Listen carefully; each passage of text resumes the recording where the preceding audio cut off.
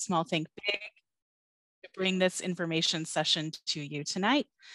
Just some housekeeping, as I'm sure you're all accustomed to. If you have any questions, you can use the chat or the Q&A feature to share those with us, and we'll have time at the end of the presentation to address any questions you may have. And we will share the link to the slides in the chat so that you can access the slides in English and in Spanish. So Yari will share those links. The English slides will be the ones that we are showing on the presentation. So if you'd like to follow along in Spanish, please make sure to click the link for the Spanish slides. So with that, we'll go ahead and get started. My name is Laura Jackman. I am the Deputy Director of Early Care and Education at the Low Income Investment Fund, but more commonly known as LIIF.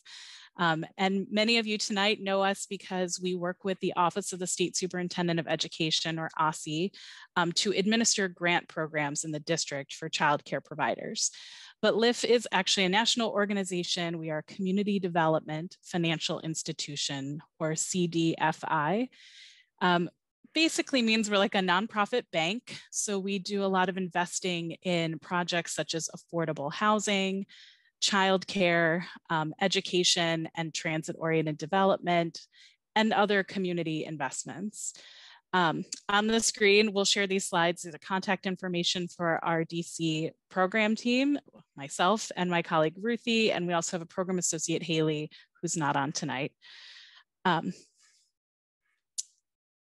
Pardon me. So we have some goals for early care and education at LIIF. Most prominently is to increase access to ECE for low-income children and to improve the economic sustainability of the predominantly Black and Latina people of color and/or women-owned ECE small businesses. Now, of course, it wasn't an original goal, but we have certainly stepped in to provide COVID-19 support. And we have administered over $22 million in relief across all of our geographies. We are in the San Francisco Bay Area, New York City, here in DC, Atlanta, and Los Angeles. We also do a lot of work with policy, advocacy, and thinking about innovative ways to finance childcare. And we center racial equity in all of our work.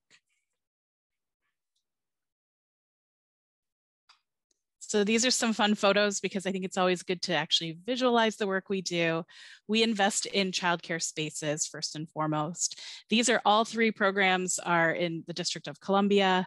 And we're looking forward to a future where we are funding childcare facilities again. And we're very excited that the mayor has included in her budget for the next fiscal year another round of access to quality childcare grants. Those grants will help expand childcare facilities in the district, and we hope to be a part of that program when it launches this fall. So with that, I'm going to pass it over to one of our partners, Shrima at Start Small, Think Big. And Shrima, when you're ready, I will let you have control of the slides. Great, thank you. Okay, I have control now. Let's see if I can. Oh, some more photos of our childcare programs in the district. These are family childcare photos, so I wanted to make sure I included them because I know many of you joining us tonight are family childcare providers, and you're very near and dear to our hearts. So these are two projects we funded in DC family childcare programs. Over to you, Shrima. No worries. This is great to see. I love seeing these photos.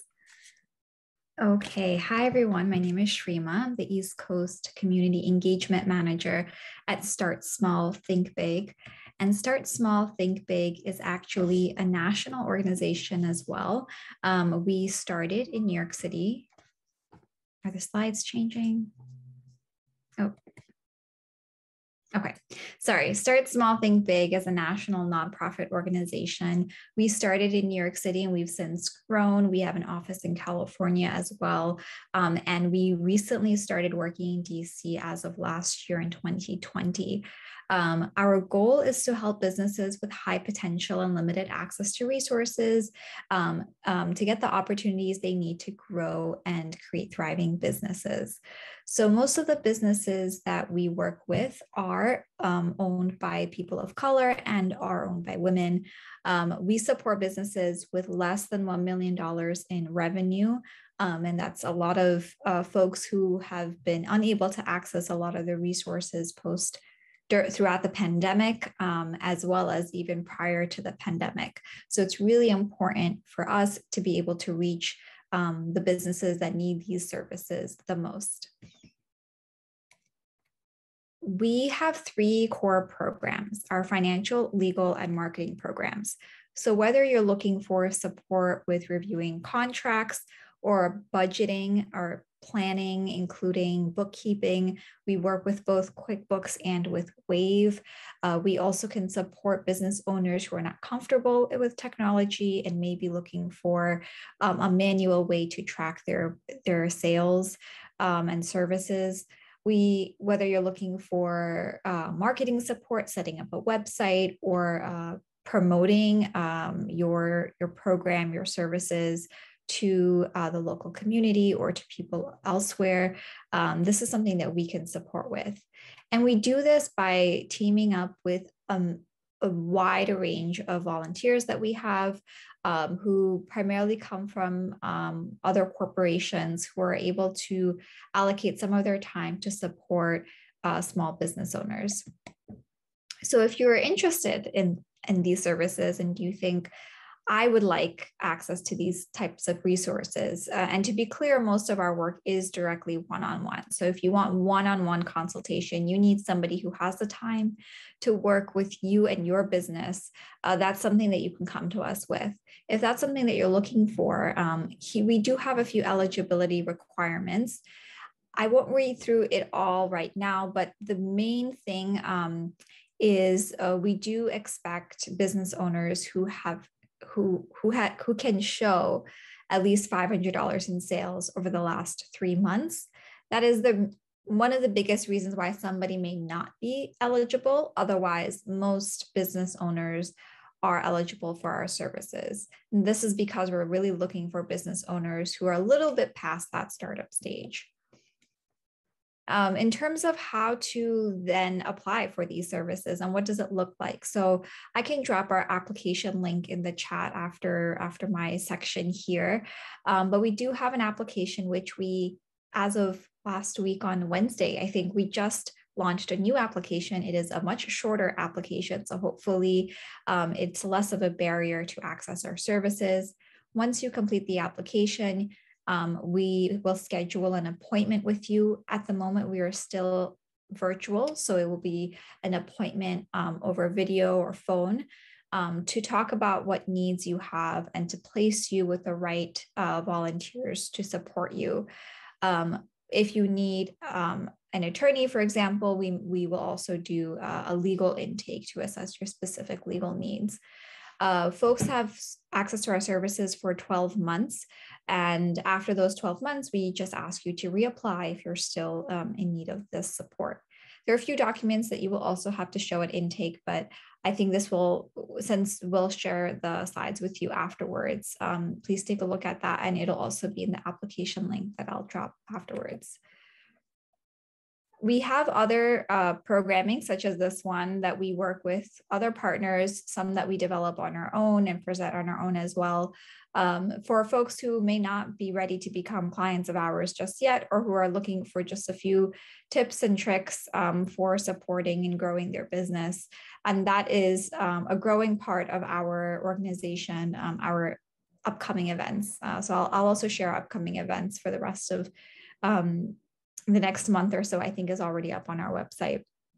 And you can also take a look at our past events and past recorded events. And I think that is mostly it. If you have any questions regarding becoming a client of Start Small, Think Big, please just reach out to us at hello@startsmallthinkbig.org, or Spanish, hola@startsmallthinkbig.org, or with our phone number here. That's all from me. I'll make sure to drop those links in the chat, and then you have the slides as well. So I'll pass it now to, I think, Christine and Jason from DC Bar. Thanks, Rima. Thanks. Hi, welcome everyone. My name is Jason Q, and I'm joined by my colleague, Christine Kulumani. We are both attorneys with the DC Bar Pro Bono Center. The DC Bar Pro Bono Center has a nonprofit and small business legal assistance program that provides legal support to both nonprofit organizations and small businesses in the District of Columbia. And we might have both on the call today, so welcome both. We're really excited for today's presentation. As Laura mentioned off the top, please, if you have questions throughout the presentation, drop them in the chat, and our partners will sort of manage those questions and forward them along to us during the presentation. And then we'll also have a question and answer period at the very end. Christine and I don't have a big, long organizational intro to share with you, but just really briefly, just to tell you a little bit more about what we do at the Pro Bono Center. If you are a nonprofit organization, we do training and education.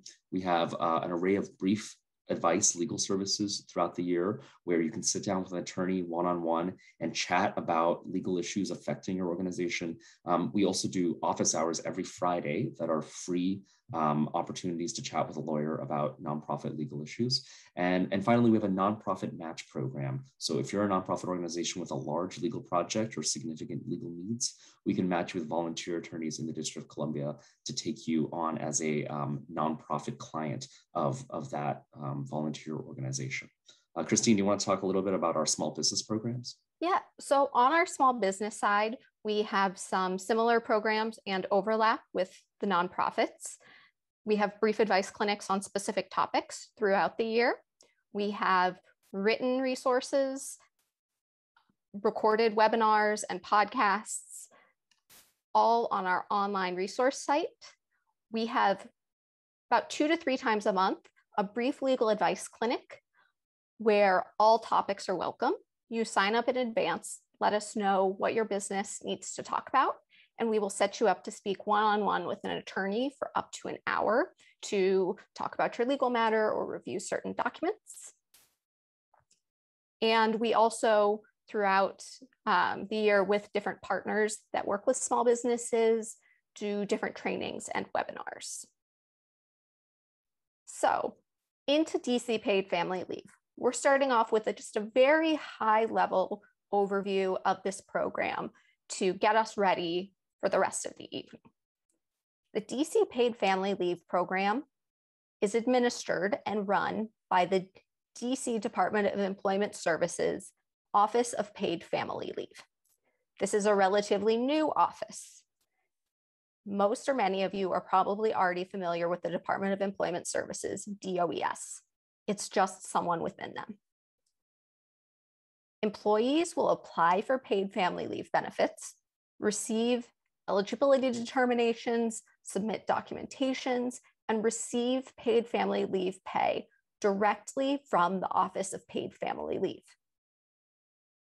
There's an online site which employers and employees both use to go through the paid family leave process.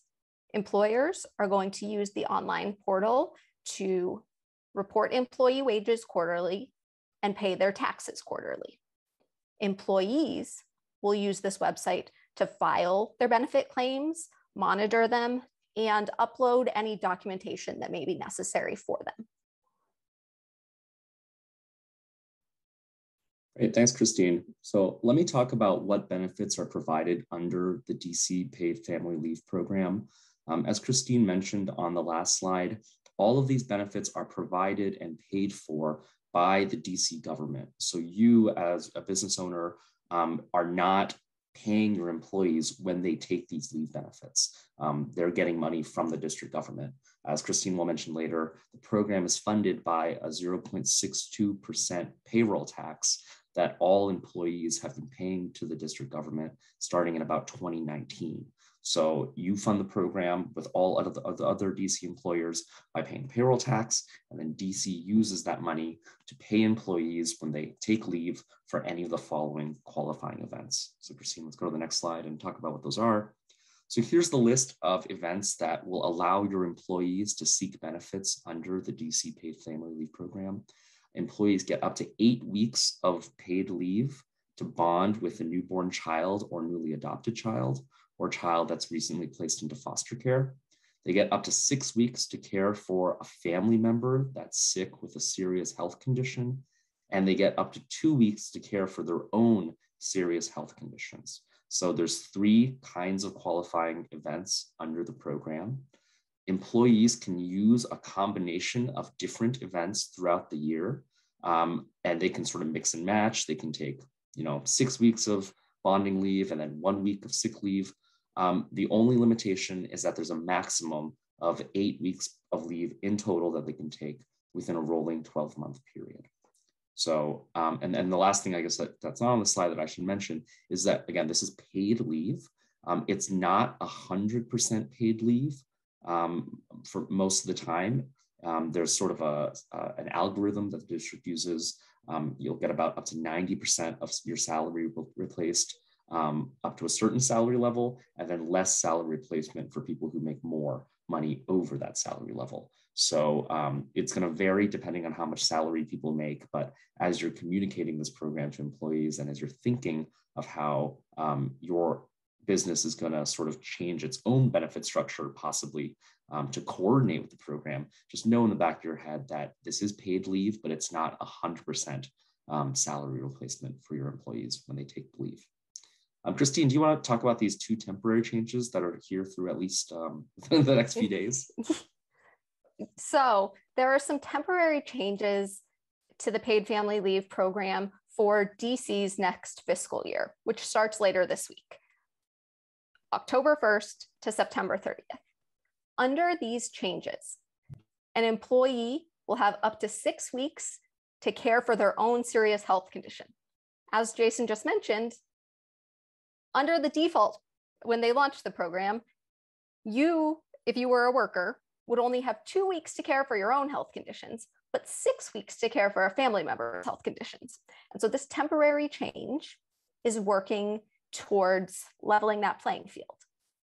There's also 2 weeks of prenatal care, specifically set aside as its own type of leave, specified that this is a qualifying event for individuals that are pregnant that need to seek prenatal care. These are temporary changes for 1 year.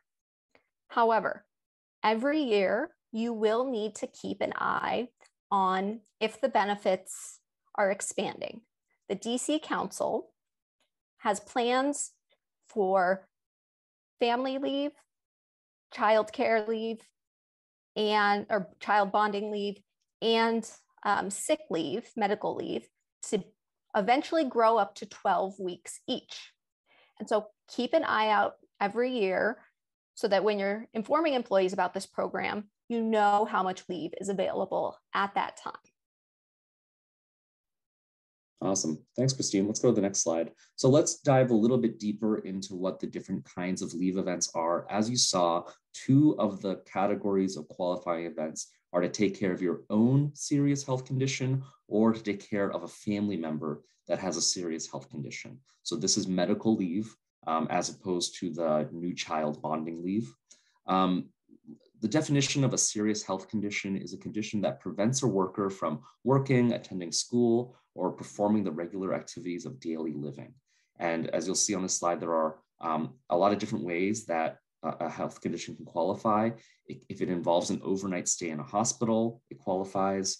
If it causes an inability to work, attend school, or perform other daily functions for at least 3 full days, and that requires the attention of a medical provider, then it can qualify. If the health condition is chronic or incurable, if the health condition requires multiple treatments by medical providers to avoid an occurrence, or under this definition, it also includes pregnant employees who are unable to work, attend school, or perform their regular daily activities due to the pregnancy. As Christine mentioned, the council has created a separate kind of leave, specific 2 weeks of prenatal leave, but some forms of prenatal leave are also available under the definition of medical leave. So employees can have the opportunity to potentially use both if they're pregnant.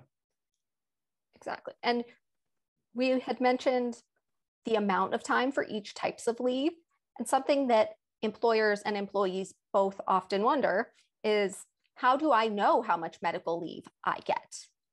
It's a maximum of 2 weeks or temporarily 6 weeks. That is not a determination for the employee or the employer to make. The Department of Employment Services looks at the condition, medical documentation from the doctor. that they also use when they're assessing whether or not somebody qualifies for medical leave. So you do not need to be concerned as an employer with deciding how long a worker needs to be out under this program. Yeah, I think that one of the big themes that we'll get to over and over again, the kind of one of the benefits of the program in a way is that it's sort of out of your hands as an employer. It's really between the employee and the DC government. And so it takes away some of the administrative complexity for employers to have to make these difficult judgments under the program. Okay, we talked about medical leave. So family leave is another form of leave you can take to care for a family member with a serious health condition. And that family member requires the care or companionship of the employee in order to get through that serious health condition. So eligible family members can include children, parents, and siblings, and all those terms are defined quite broadly under the law, as you'll see on this slide. Any other notes, Christine? Nope. Okay. Not for that one.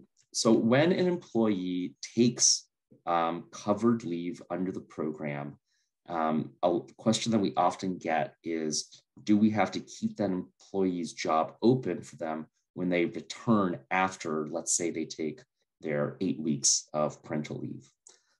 Technically, under the DC paid family leave statute that created this program, the leave that employees are entitled to is not job protected. So you do not have to keep the job open for employees after the benefits end and they're ready to come back. But there are two kind of big caveats to that rule. The first one is that many employees on paid family leave, many employers and employees under this program might simultaneously be covered by the Family Medical Leave Act or DC Family Medical Leave Act, also known as FMLA, and those leave benefits may be running concurrently. And FMLA does require job protection. So if your business is covered under FMLA, then that leave could be job protected for that reason, not because it's job protected under the family leave program, but because it's simultaneously being covered under FMLA.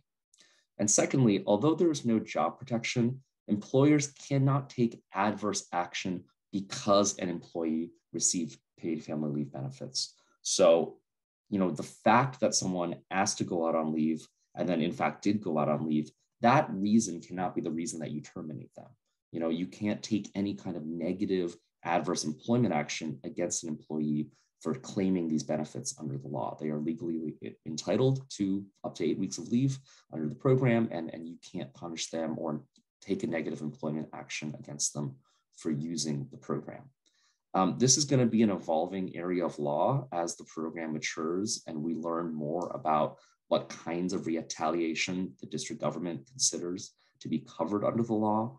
But I think our advice to employers is to be very, very careful about terminating employees or taking any kind of negative action or not keeping their job open for them after they return from paid family leave under this program, just because there is some risk that that decision might be seen as retaliation, and that's illegal under the statute.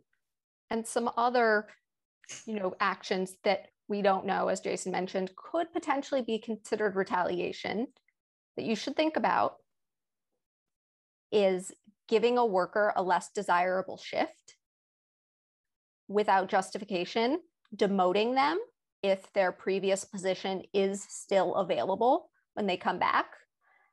So it's not just hiring and firing. There's some of this gray area in between, and really be thoughtful if you have a worker coming back before you take any of these potentially negative actions. And maybe even before you do it, set aside some time to talk one-on-one with a lawyer, because the law may have evolved then, or it might just make sense to kind of run it through them and say, yes, you can justify that there's a reason for this. The reason you took the action is not a result of them using their paid family leave benefits. Awesome, thanks, Christine. So we've just described to you what benefits are available to employees under the program. Now let's talk briefly about who is covered under the program in terms of both employers and employees. I'll give you a hint off the top of the head, off the top of my head. When this program was being created, it used to be called Universal Paid Family Leave, or UPL. The spirit of the law is that it's supposed to cover almost everyone in the district. So let's go into some examples and dive into what that means in terms of what employers are covered and then which of their employees are covered. So should we do the next slide? So here's a little hypo.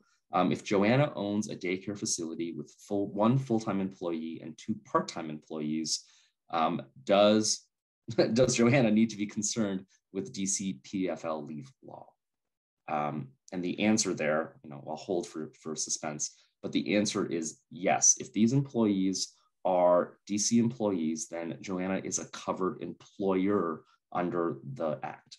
Covered employers are anyone who controls the wages, hours, or working conditions of an employee and is thus required to pay unemployment insurance or UI tax in DC for any employees.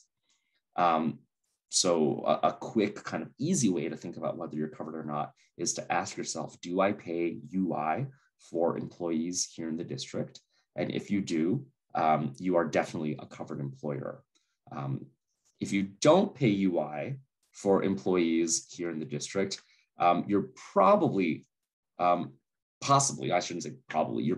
not a covered employer, but there is a chance that you should be paying UI for your DC employees and you're not by accident or by mistake. So, if you have employees in the district and you control their wages, hours, or working conditions, we're going to assume that you're covered under this program.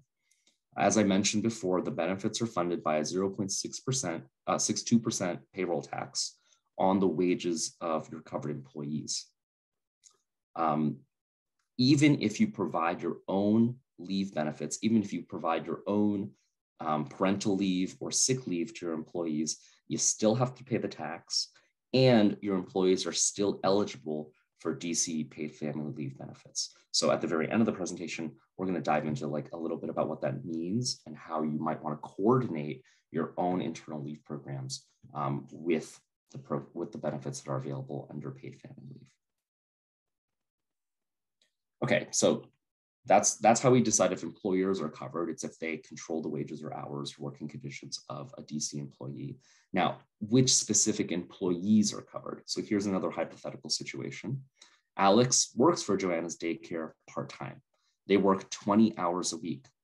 Does Joanna need to withhold the PFL tax on Alex's wages? Let's think back. Universal paid family leave.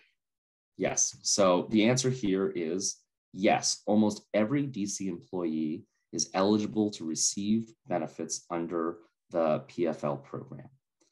Again, the easiest way to think about this is if an employer pays UI tax on an employee for any quarter of a calendar year, that employee is covered under the program. They are eligible to receive benefits, and their wages are eligible for the payroll tax that funds the program. One big kind of gray area that's come up, especially in the last couple of years with COVID, are remote employees or employees that work some of their time from home in another jurisdiction. So the test here is whether an employee predominantly spends more than 50% of their work time in a single state outside of DC. If they are spending more than 50% of their work time outside of DC, they might not be covered under the program. Although it's a kind of complicated test that DOES uses. It's the same test that they use to decide whether an employee is covered for UI purposes as well. So if you have questions about whether a remote employee is covered, the easiest way to answer that is A, ask yourself, do I pay UI for that employee? If you do, they're definitely covered. And then if you don't pay UI for that employee, I would still recommend that you talk with a lawyer or with someone who's knowledgeable about this program, just to sort of do that analysis of whether they spend enough of their time working out of DC to still fall out of coverage. Even for those employees that do work outside of the district, employers must show that their work is not incidental temporary or isolated in nature for them not to be covered. Again, the spirit of the law is to cover as many employees as possible. So I just want to highlight, going back to our example, there's no distinction between part-time or full-time employees. They're covered if they work for you in any capacity. And unlike some other programs that you might be familiar with, there's not a lengthy sort of onboarding period for when an employee qualifies for coverage under the program. Employees qualify as soon as you pay the PFL tax on a quarter of wages for that employee. So you're paying the tax on a quarterly basis. That means at most, it's going to be like 3 months of an employee working before you pay the tax on those wages. As soon as you pay the tax on those wages, they're covered under the program. So employees become eligible for benefits pretty quickly after they start working for you. I think something that some of you may be wondering right now is, well, your business may just be you. You may not have other workers. You run your childcare or other business, and you do it all yourself. If that is the case, and you meet the criteria for both being a covered employer and a covered employee, your work meets those requirements. You, as what we typically in that situation, you would be what's called self-employed. You can choose to opt in to the DC Paid Family Leave Program. You as a self-employed individual go on the website, and every year there's an open enrollment period in November and December, can say, this is my business, I am self-employed, I would like to start reporting my wages and paying the 0.62% tax so that if I need to take leave under this program, I am able to. So all of what we just said applies if you are self-employed. If you're not sure if you're self-employed or not, it's going to be good to chat one-on-one with a lawyer, because if you can get these benefits and you may need them, then you can take advantage. Yeah, there's significant benefits. You know, it's up to 8 weeks a year at up to 90% salary replacement, all being paid out from the city, and then all you pay in is that 0.62% payroll tax. Okay, great. Absolutely. So we've talked about employees, employers, and self-employed individuals that are covered. As an employer,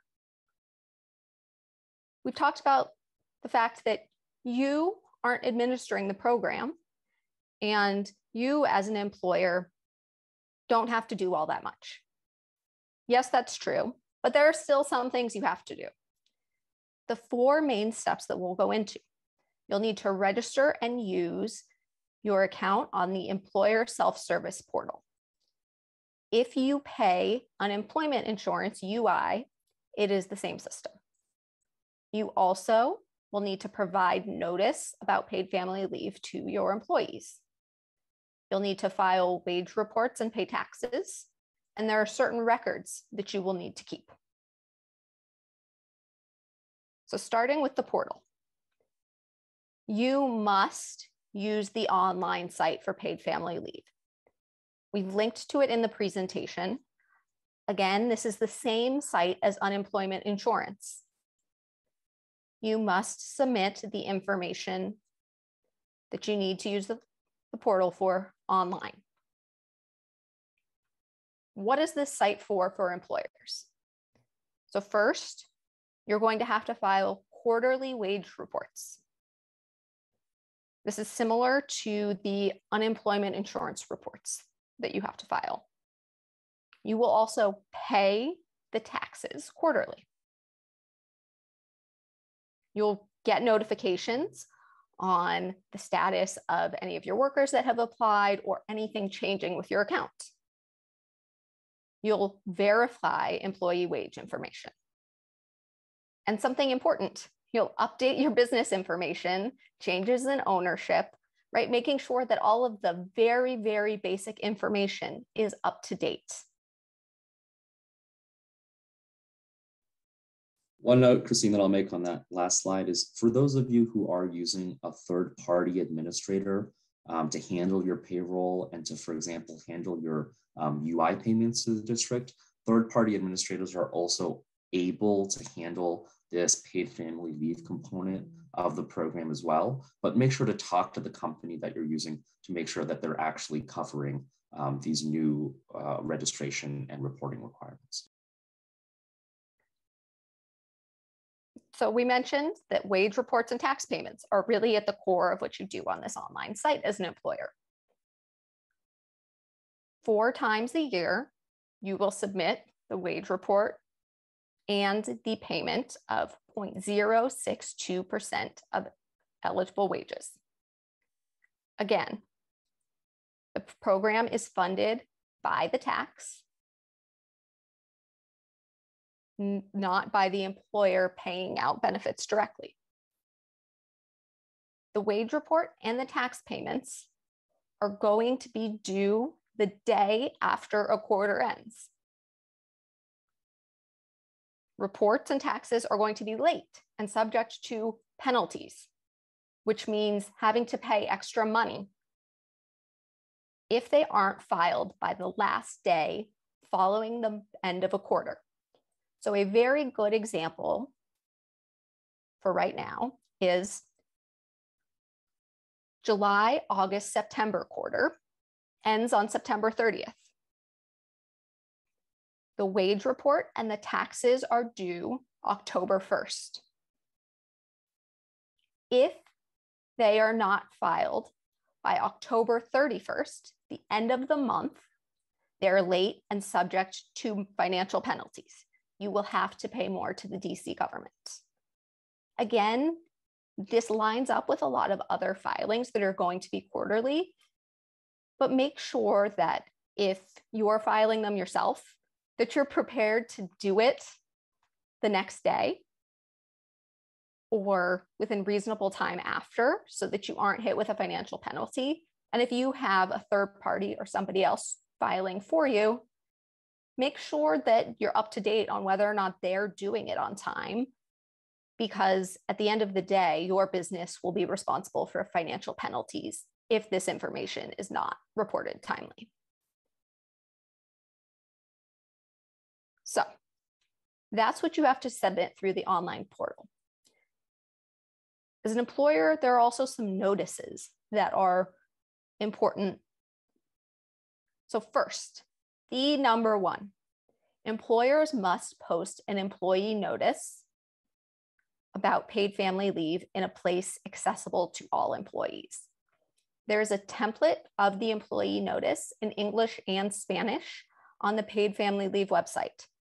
You can print it out. You don't need to pay a third party to send you a copy. I know you all may get notices in the mail of all of these filings and a company wants to pay you for these forms. That is not required. Print out a copy of the required notice and hang it up where it is accessible to all employees. Somewhere that's very common is a kitchen or break area.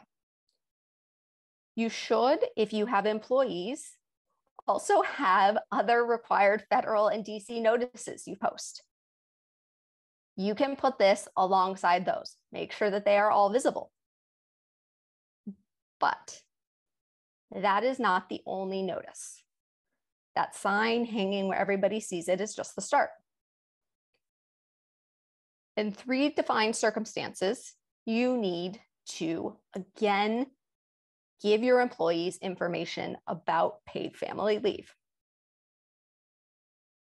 First, you have to give notice of paid family leave to each new employee within 30 days of when they're hired. 30 days from once they come on to do it. You can also have it as sort of part of any paperwork that they complete on their first day when they do their I-9 form. Integrate it into the process so that you don't need to take the entire 30 days. All employees need to receive this notice once per year. Whether they're new, they've been there a long time. Give them the paid family leave notice to everyone one day each year. And a little bit more individualized. you must give notice to employees of their rights under paid family leave when an individual worker makes the employer aware through direct notice that the employee needs leave for a qualifying event. So thinking back to the beginning, there's medical leave, there's family leave, and there's bonding leave. If you think that a worker could qualify, they've told you something is going on for paid family leave benefits, let them know about their rights under the program. You don't have to say, go apply right now. I will help you fill out the paperwork. But give them information on the program. Let them know that they may be eligible. Again, you won't be paying the wages if they're eligible and they're out. This leave comes from a tax that you and all other businesses pay. And so there is not a financial harm to you if they receive leave benefits. Christine, if you actually skip this slide, there's on the next slide, there's yes. Hyper. Okay. So is notification to the employee required? While out running Saturday, Alex trips and breaks their leg. They need surgery and will be out of work for the next 3 weeks. On Sunday evening, they call Johanna and leave a message stating that they are injured and will not be working on Monday.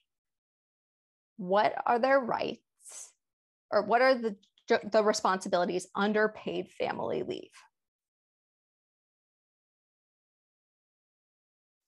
This is a covered event.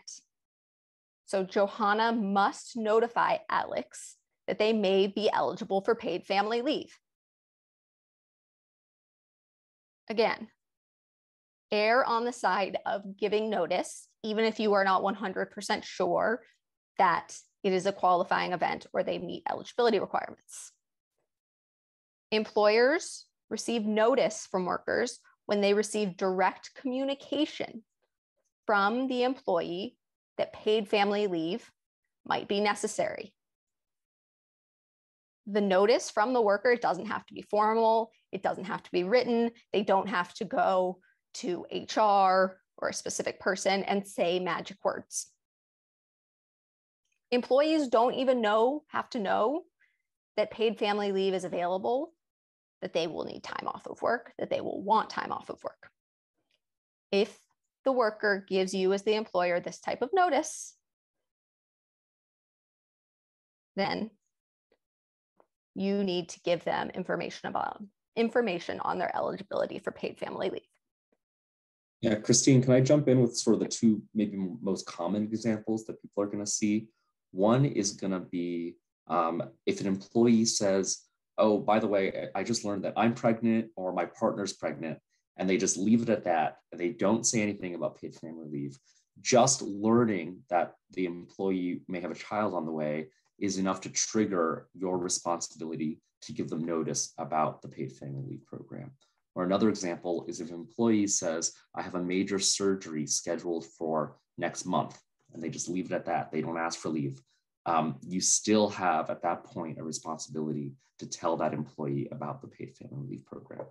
Or maybe they're telling you, crying that their child was just diagnosed with cancer, or their parent or their sibling. Because remember, we have a very broad definition of family under this law, and they are likely to need to care for their child or their spouse. So what notification do workers need to give to you as the employer? Employees need to give at least 10 days notice to the employer when the employee knows that they will need leave. But the reality is sometimes employees aren't able to provide the notice to the employer within 10 days because there's an emergency. If there's an emergency, the employee must provide notice as soon as possible. There's no definition of as soon as possible. It's based on the circumstances. If an employee isn't able to provide notice before they miss work, somebody on their behalf will give notice to the employer no more than 2 days after the emergency happens. If you are, you have a worker that is anesthetized, that is in a coma, or is in some other circumstance where they can't speak, they can't type, they're physically unable to provide notice before they miss work. Within 2 days of the emergency, somebody can let you know on their behalf.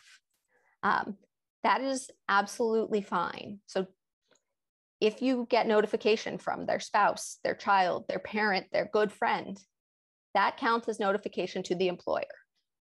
You can't say, oh, well, this employee is just out and I haven't heard from them after they missed a day, so they're fired, they're done. You received notification. A common question or something to clarify about this. So this means that your employees do have a responsibility to tell you within 5 days, with at least 10 days, if they expect to be out on leave. That is not to say that you have a right to sort of approve that leave request.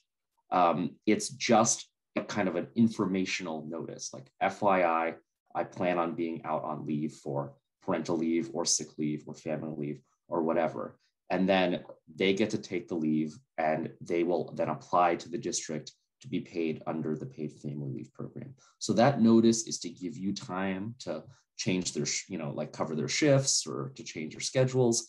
It is not to say that you have either the responsibility or the ability to approve leave requests that qualify under the program. So Absolutely. Something I want to clarify. And then the last thing we'll talk about quickly before we have a few minutes for questions is about coordinating these benefits with any of your existing sick or family leave benefits. So let's go to the next slide, Christine. The biggest thing to note here is that paid family leave does not replace existing statutory benefits that provide sick leave. There's not a ton of them here in the US, but there's a handful. So in DC, for example, we have the Sick and Safe Leave Act, which provides up to 3 to 5 days of employer paid sick leave per year, and that accrues slowly over time. So you have to keep providing those 3 to 5 days of paid sick leave on top of what employees can get out of PFL. And then there's also Family Medical Leave Act and the DC Family Medical Leave Act, which provides up to 16 weeks of unpaid family leave and personal medical leave. So employees are still eligible if you're covered to take those leave types as well. But aside from those statutory programs, if you want, your organization can rely on DC PFL for all of your paternal, or for all of your sick and child leave. You don't have to provide additional benefits. However, you could choose to. And so I'll just end by saying some of the most common ways that people choose to provide additional benefits. One thing that I mentioned in the beginning is that PFL doesn't provide 100% salary replacement. So you could choose to provide, to kind of bridge the gap and get your employees up to 100% salary replacement when they take the leave. You could also just provide additional time. As you saw at the beginning, this program maxes out at 8 weeks, and there's smaller limits depending on the kind of leave that they take. So you could just choose to provide more time off if you want to. And finally, I think one of the biggest gaps in the program is that it doesn't cover non-serious sick leave. So if an employee just feels sort of crummy, if they think they might have a cold or the flu, this program was created before COVID, but I think after the pandemic, we're all much more sensitive to the fact that employees should just stay home if they're sick. And they can't be paid under PFL for non-serious health conditions. So you might still choose to provide a handful of sick days for non-serious illnesses. And then finally, one approach that some employers take is that they just provide additional paid time off that's undefined or unbundled. So people can use it for vacation leave, or they can use it for more sick leave. That might be one approach that you take for providing additional benefits if you choose to. So with that, I think we have a few minutes left for questions. Shrima, do we have anything in the chat right now? Or if people think of something, they should feel free to drop it into the chat, and we'll try to answer as many as we can in the time that we have.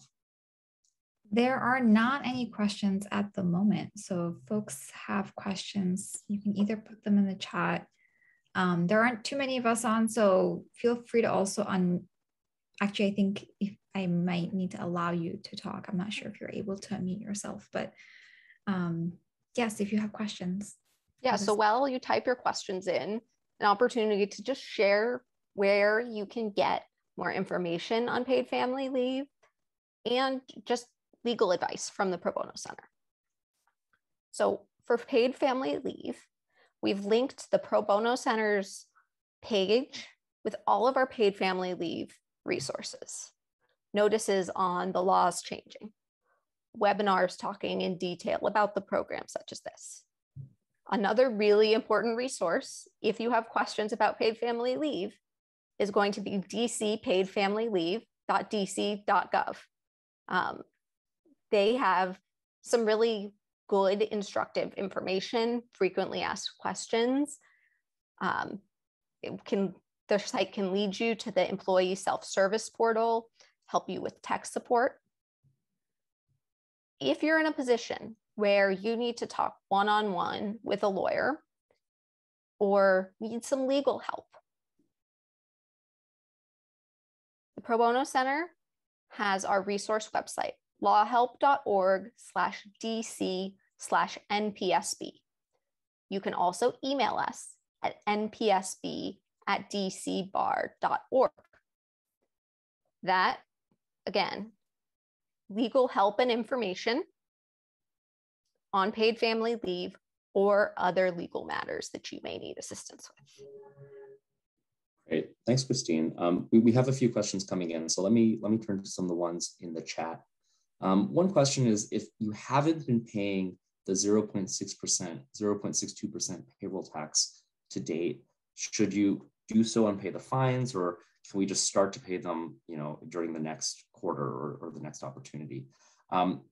I think you should reach out to DOES and work with them and figure out if you do need to pay any fines. I say that because if your employees apply for paid family leave benefits from DOES for a past period, DOES is going to figure out, whether or not you owe them fines anyways. So it's going to be really hard to get around the fines and penalties. I think that's sort of the unfortunate answer. Christine, I don't know if you have another take on that. No, absolutely. I totally agree with Jason there. They're going to find out anyway. And the way that the program is, if an employee applies to the Office of Paid Family Leave for benefits and their wage record has nothing on it, they are not going to be able to receive the leave or the proper amount of money if you haven't reported fully that they are legally entitled to under the program. So both you as an employer, but also, for your own reasons, but for being a good employer to your employees, making sure that they are able to access the leave that they need. Yep. I think we have someone with a hand raised to ask a live question. So let's go ahead and do that. Yes. Lenita, you should be able to unmute yourself now. Okay. Can you hear me? Yep. Okay, great. Thank you. And thanks for this helpful information. I guess I'm trying to understand a couple of things. One question that comes to mind about the reporting. I know that we are up to date or in good standing with our unemployment insurance, taxes and fees and deadlines and reports and all that kind of stuff. I'm just uncertain of this because so I have probably just completed. The one thing that I like about this program is that like the unemployment insurance claims, I do get notification when someone has applied.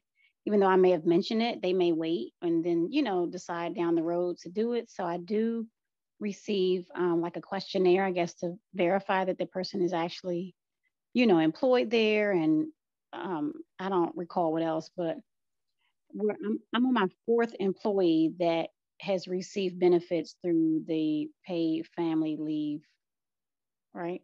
What is it called? The PFL. Paid family leave, correct. Yeah, so we're on our fourth employee in the last, I would say, 2 quarters, but I guess because I thought because it was through unemployment that there were no additional reporting requirements, because I don't know, I'm just confused about that. So you're saying, yeah, Linnea, do you do your own UI reporting, or do you use a third-party administrator to do that for you? No, we use a third-party administrator. Yeah, so there is a good chance that your third-party administrator has been doing both, because it's the same information going into the same ESSP system. So Okay. a lot of like the Paychexes and whatever's of the world have just included this as a new thing under the program. I would encourage you to go out and check and make sure, especially if you have employees that have been getting approved for the program and you haven't been hearing anything from DOES. I think that's a good sign that you're good. Okay. But it's not for other folks on the call who are doing it themselves or who haven't checked with their third-party administrator. A piece of homework is just to check and make sure that someone is handling it. But you might have gotten lucky and someone might be handling it already. Okay, that's what I was kind of like. I haven't received any notifications, and it's been, like I said, several employees. Okay, I was just curious about that because I haven't received anything. I just get the I guess the information verification email. I have received that from the office, but that's it. So okay, right. Well, I'll definitely check on that. I did have one more question, but it left my mind. Sure. Well, you think on it. Think on it, and maybe we can circle back. I have one more question in the chat. We're a little bit over time, so I'll try to answer this one quickly. If an employee takes paid family leave through the city's program, can they use their sick leave at the same time? That's a really good program. That's a really good question. I'm sorry. That gets to what we were talking about at the very end there.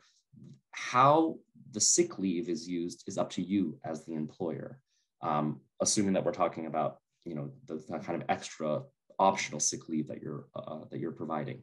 Some employers think, well, they're already getting paid by the city, so I am going to reduce my sick leave program and either just pay the salary difference or only pay them when they can't take the city program or something like that. So that some employers are downsizing their sick leave program internally because now the city is paying for these benefits. Other employers are continuing to offer additional sick leave benefits. And in that case, it's up to you to decide whether you'll pay those benefits even when an employee has taken paid family leave benefits, or if you're going to approach that a different way. But it's totally up to you. Christine, any thoughts about that? No, I agree. But if you are an employer that's thinking about downsizing your leave benefits as a result of the paid family leave program, remember that you are required to provide sick and safe leave to workers based on your employer size and the hours they work under the Sick and Safe Leave Act. So that leave you cannot choose to get rid of. Right. Remember that. You cannot zero out their sick leave. Great. And do we have time for one more question? I'll leave it up to the hosts. Go for it.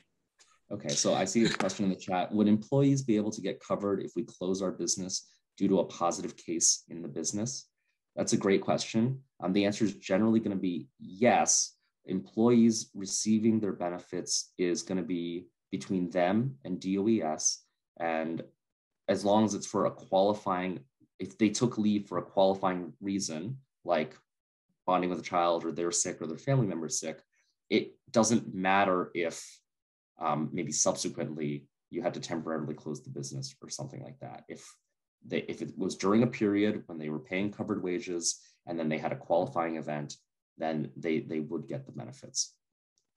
There might be, Christine, some complications if the business closure extends beyond when the the qualifying event happen, but that's going to be really unusual, I think.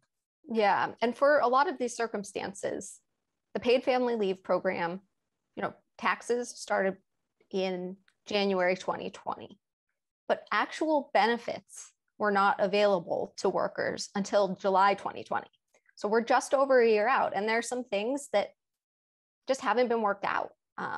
And that might be kind of that gray area, one of them, if it goes into extended time of closing the business. Is it temporary? Is it indefinite? Is it maybe for forever? There are some questions there. But for a temporary COVID closure, the employee, if they have the qualifying event, will still be eligible if they meet all the other requirements that they would have. Awesome. Thanks. Well, thank you, everyone. We will follow up with the recording and the slides, as well as our contact information if you have any additional questions. I'm sure that more questions may come to you. And thank you to Christine and Jason for sharing the resources on the screen. Thank you guys both for the excellent presentation. And thank you to the DC Bar Pro Bono Center just for all the great work you are doing to support childcare providers and all small business owners in the district. And thank you to Shrima and Start Small, Think Big for making this event possible and for all the work you're doing. We strongly, at LIIF, we strongly encourage you to check out the resources that both the DC Bar Pro Bono Center and Start Small, Think Big shared tonight, because we want you to have all the support you can in running your business. But of course, I want to thank all of you, especially in the last year and a half. The work that childcare providers are doing to support children and families in the district is unbelievable. And you are all the most important people in my life. So we thank you so much for all the work childcare providers are doing. One more thing is that we will share the link to, Yari shared the slides in English so that those who are attending tonight will have the slides in English and Spanish ahead of those who would be getting it in the email afterwards. And with that, we'll say good night, and we hope to talk to you all again soon. Take care. Take care, everyone. Thank you.